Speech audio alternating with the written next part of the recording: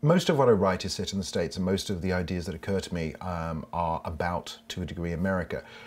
A little while ago I had an idea which actually wasn't about America, it was about England. It's set in Brighton, a small town on the British coast, and it was different in a lot of other ways to what I do. It's not about, you know, someone who used to be a policeman with a gun. It's actually about an 11-year-old boy whose parents have split up, and he moves to this town with his mother and his new stepfather.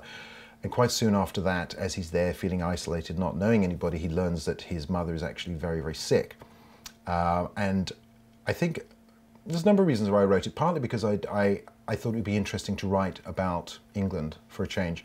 Partly also, if I'm honest, my mother died 5 years ago, and one of the things that I think we have fiction for is to try and tackle the subjects and the ideas that we can't do much about in reality. And so The Servants is quite a personal book in that regard. Between each novel, I tend to spend a certain amount of time writing on screenplay projects. Sometimes it's adaptations of my own stuff, sometimes it's other people's.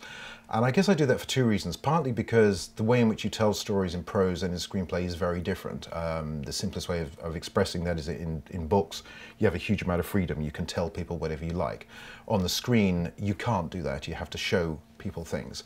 And I think it's actually quite a useful discipline for prose writers sometimes to confront that different way of telling stories, because it can give your storytelling a directness and a clarity that might otherwise be missing, because after all, that's how we tend to get to know people in real life. They don't sit down and info dump their entire life story, their likes, their dislikes.